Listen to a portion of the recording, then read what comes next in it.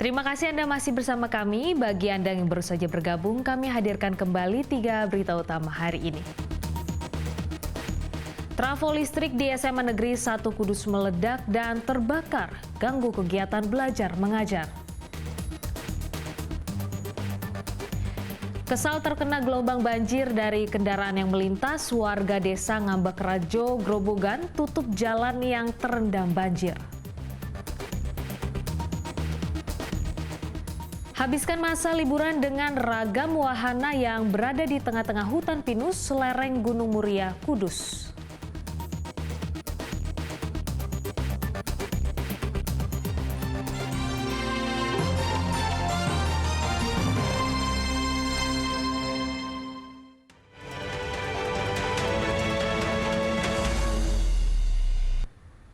Calon Presiden nomor urut 3 Ganjar Pranowo bertemu petani di Demak dan perajin ukir di Gebyok di Jepara. Sementara itu calon Presiden nomor urut 2 Prabowo Subianto dan calon Wakil Presiden nomor urut 1 Muhaimin Iskandar bersafari politik ke Jawa Timur dan Jawa Barat. Calon Presiden nomor urut 3 Ganjar Pranowo bertemu dengan 1.000 petani di Desa Walilung, Kecamatan Gajah, Kabupaten Demak, Selasa siang. Dalam kesempatan itu, Ganjar menyapa petani cabai serta meninjau lokasi penggilingan padi yang ada di Desa Walilung. Ganjar berjanji akan mengubah kartu tani dengan hanya menggunakan kartu tanda penduduk atau KTP. Dengan begitu mempermudah petani untuk mendapatkan pupuk bersubsidi.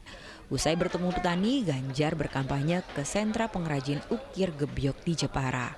Setibanya di sana, Ganjar melihat para perajin yang mengukir gebyok. Ia pun ikut mencoba mengukir kayu. Di tempat berbeda, calon presiden nomor urut 2 Prabowo Subianto menghadiri undangan haul pendiri Pondok Pesantren Genggong di Kabupaten Probolinggo, Jawa Timur, Selasa kemarin. Kedatangan Prabowo disambut para pengasuh pondok pesantren. Pihak pondok pesantren menyematkan Prabowo sebagai keluarga besar sahabat santri Indonesia. Ia pun merasa terhormat dengan penyematan itu. Di hadapan para santri, Prabowo berkisah soal kedekatannya dengan para ulama dan kiai sejak menjadi prajurit TNI. Ia pun berjanji akan mengutamakan pendidikan dan mengelola kekayaan Indonesia untuk menghilangkan kemiskinan. Sementara itu, calon wakil presiden nomor urut 1 Muhaimin Iskandar bersafari ke Kutawaringin, Kabupaten Bandung. Kedatangan Caimin disambut dengan yel-yel dan teriakan para petani. Di sini Caimin bertemu dan berbincang dengan para petani yang berkumpul di Stadion Sijalak Harupat. Muhaimin pun mendengarkan seluruh keluhan mereka. Salah satunya terkait harga pupuk yang melambung tinggi yang membuat biaya produksi menjadi mahal bagi petani kecil. Pasangan Anies Baswedan itu pun berjanji akan memperhatikan kesejahteraan petani mulai dari penyediaan pupuk hingga menghentikan ketergantungan produk impor. Tim Liputan melaporkan. KPU Kabupaten Semarang menggelar tes buta warna untuk calon tenaga sortir dan lipat surat suara pemilu 2024. Tujuannya menghindari kesalahan saat penyortiran dan pelipatan surat suara karena berdasarkan warna.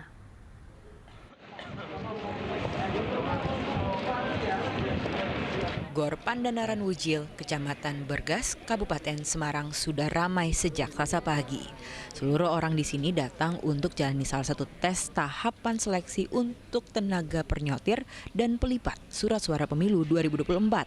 Ada 250 orang ikut dalam tahapan seleksi tes buta warna. Tes ini dilakukan karena jadi syarat mutlak mengingat surat suara itu memiliki warna berbeda sehingga menghindari kesalahan saat pelipatan dan penyortiran. Kita lakukan screening untuk buta warna karena salah satu syarat untuk melakukan sortir lipat itu adalah kesesuaian warna di tiap-tiap jenis pemilihannya. Jadi selain itu juga kesesuaiannya untuk dari partai politiknya. Karena kalau kita nanti ikut sertakan orang yang buta warna sehingga tidak bisa melakukan sortir dengan baik dan benar.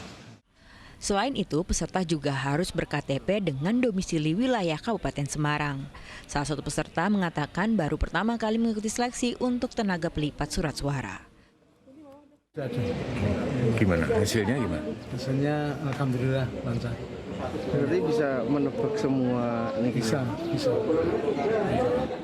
Untuk tahapan pertama ini surat suara yang akan disortir dan dilipat yakni surat suara pemilu legislatif DPR RI dan DPRD Jateng. Sementara untuk surat suara pemilu legislatif anggota DPRD Kabupaten Semarang, DPD, dan Pilpres masih menunggu pengiriman dari penyedia jasa percetakan. Yulianto melaporkan dari Kabupaten Semarang.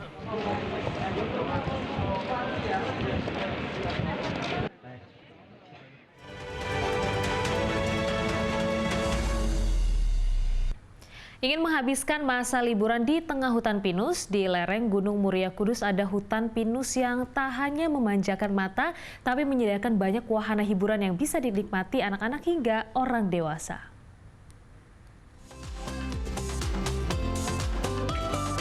Liburan tahun baru tentu ingin mencari yang sejuk-sejuk.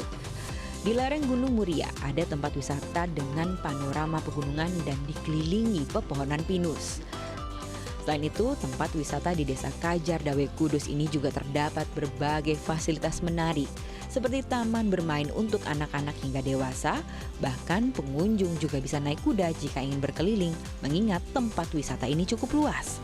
Bahkan yang suka dengan tantangan ada kendaraan ATV yang bisa dinaiki untuk merasakan sensasi naik turun jalur bukit yang cukup menantang. Pengunjung dari berbagai daerah mengaku senang bisa berlibur di sini karena banyak fasilitas yang menarik, ditambah lagi suasana sejuk seperti berada di tengah hutan.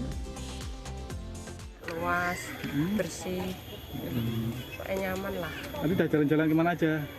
Udah naik sampai capek. Ketika jalan-jalan diajak jalan ke sini, Udah puas dia. udah puas. Iya, Ini kesini dalam rangka apa sini, Bu? ini liburan sekolah ya, Dik ya. Nah, udah kemarin pengen kesini, cuman macet itu. Baru pertama. Gimana sensasi pertama datang ke sini? Sejuk ya, enak sih, dingin, terus apa namanya, suasananya juga nyaman. Sensasi pemandangan yang ditawarkan gimana? Pemandangannya bagus, view-nya pegunungan Muria kan bagus. Tempat-tempatnya juga fasilitasnya juga oke sih, ada tempat duduknya, istirahatnya. Di musim liburan kali ini terjadi lonjakan pengunjung 2 kali hingga 3 kali lipat. Pengelola mengatakan suasana alam yang ada di tempat wisata ini jadi prima dona para pengunjung. Kalau yang paling diminati dari pengunjung rata-rata memang lebih mengedepankan view ya, lebih menikmati keadaan suasana alam yang di sini. Selain bermain berbagai wisata, ada juga tempat penginapan atau villa kecil berjumlah 15 unit dengan harga sewa Rp500.000 hingga nyaris Rp2 juta per malam. Atau memilih untuk berkemah di tengah hutan pinus juga bisa jadi alternatif liburan menarik. Untuk tiket masuk ke tempat wisata cukup merogoh kocek Rp15.000 per orang. Sementara untuk menikmati berbagai wahana, Anda perlu membayar Rp10.000 untuk masing-masing wahana. Arif Nur melaporkan dari Kudus.